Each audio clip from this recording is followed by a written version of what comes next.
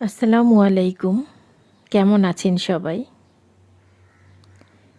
আজকে সকালে আমার নাস্তায় ছিল রুটি। আমি লাল আটার রুটি করেছি। আমি লাল আটার রুটিটাই খাওয়ার চেষ্টা করি। রুটি দিয়ে মিষ্টি কিছু খাওয়ার ইচ্ছে হচ্ছিল। ভাবলাম একটু সুজি রান্না করি। তো আমি সুজিটা আগেই রান্না করে রেখেছিলাম। রুটির সাথে ছিল ডিম পোচ। আজকের আবহাওয়াটা কেমন যেন ঘোলাটে, কিছু ভালো লাগতেছে না।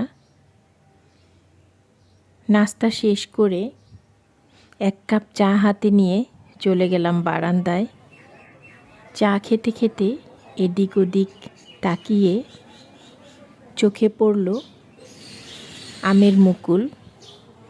আমের মুকুল সাথে পাখির কিচিরমিচির, মনটা ভালোই হয়ে গেল।